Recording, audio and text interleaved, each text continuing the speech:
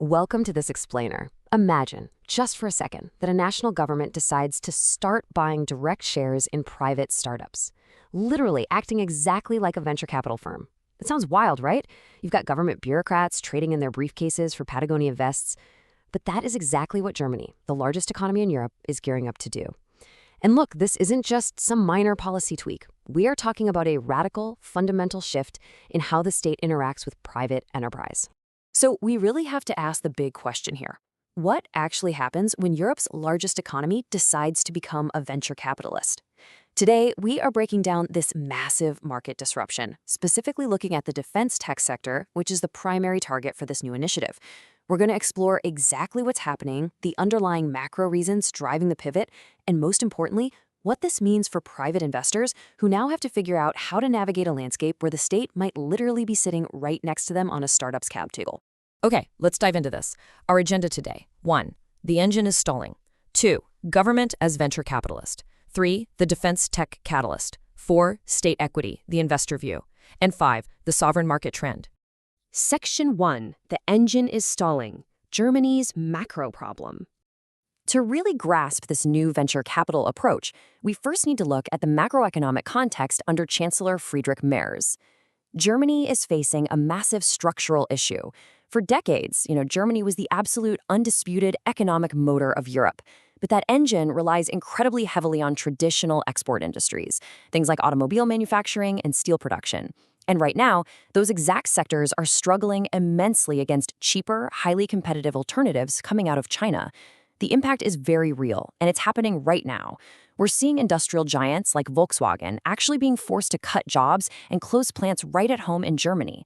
The traditional economic engines are simply stalling out. So the government is left staring at a massive question. How do we get this economy back on track? Moving on to Section 2, Government as Venture Capitalist, the policy pivot.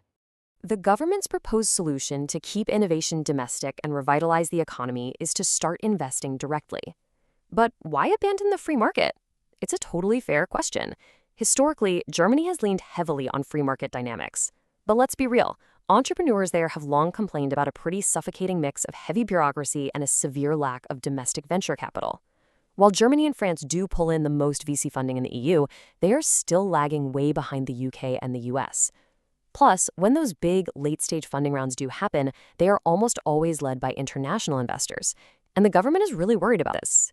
Their fear is that if foreign capital controls domestic startups, Germany ultimately loses out on the economic upside and the technological sovereignty of its very own homegrown innovation. So, to combat this, they are leaning hard into what economists call dirigism, basically an economic system where the state exerts a strong directive influence over investment. It is a major philosophical pivot. Economy Minister Katharina Reich has explicitly outlined 3 main goals for this new approach. They want to ease the founding of new companies, accelerate their growth, and above all, keep that innovation strictly within Germany. The state isn't just regulating from the sidelines anymore.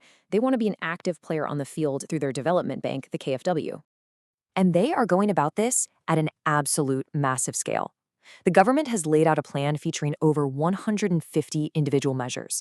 We're talking highly attractive tax incentives for startups, simplified digital processes to help founders move faster, and crucially, a brand new investment vehicle specifically designed to back defense and dual-use startups. But honestly, that new investment vehicle, it's just a drop in the bucket compared to the broader spending context of 700 billion euros. Just let that number sink in. That is the projected German defense budget up to the year 2030. It is a historic, unprecedented level of military spending. And the government wants to make absolutely sure that this massive volume of capital doesn't just go toward buying hardware from abroad, but actually fuels a domestic startup boom right at home. And this brilliantly illustrates Section 3, the defense tech catalyst, following the capital. The entire strategy here revolves around this spillover effect. The government doesn't just want a stronger military. They're trying to use military spending as a massive economic catalyst. The idea is pretty straightforward. As these defense tech startups grow, they're going to create highly skilled jobs and drive cutting-edge innovation that eventually, inevitably, spills over into the commercial sector. And that spillover is what's supposed to help offset the painful decline we just talked about in traditional industries like auto and steel. Because of this, the new state investment vehicle is going to explicitly target companies building products with military applications, even throwing support behind technologies that are normally severely restricted by strict export controls. Which brings us to Section 4, State Equity, the Investor View, and the Cap Table Dilemma. So, putting our investor hats on for a second, what do these structural changes actually mean for startup founders and the private venture capitalists backing them? Well, on the operational side, there is a lot to like here. The government is promising 4 key shifts. First, easier access to public tenders, which means startups can actually win those lucrative government contracts. Second, a more strategic arms export policy, giving founders the long-term planning security they desperately need. Third, fast-tracked export control licenses to balance speed with security. And fourth, a centralized, digitalized bureaucracy to finally cut through Germany's notoriously complex red tape.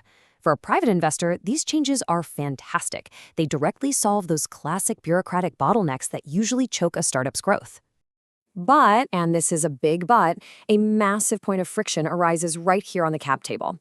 State as shareholder versus state as customer. While the tech industry is generally thrilled about the influx of funding, private investors and founders are highly skeptical of the state actually taking direct equity in private companies. The argument from the venture capital side is super simple. If the government wants to support startups, great. Be a reliable customer and buy their products. But once the state actually becomes a co-owner, private VCs worry it's going to threaten the startup's independence. It could slow down decision-making, complicate future funding rounds, and honestly, nobody wants a slow-moving government bureaucracy holding veto power in a nimble tech company. Yet, despite those very real cap table concerns, a lot of founders are incredibly bullish about this. Take Mark Wheatfeld, the CEO of ARX Robotics. They build unmanned vehicles. He says, the government and military are our most important customers and partners, confident that Germany is serious. It's so important to hear that human voice, right? For the founders actually in the trenches, building defense tech, having the state as a financially committed partner is a massive validation signal. It proves the country is finally getting serious about building the domestic industries they need for both economic prosperity and credible national defense. Let's wrap up with Section 5, the sovereign market trend, geopolitics, and M&A.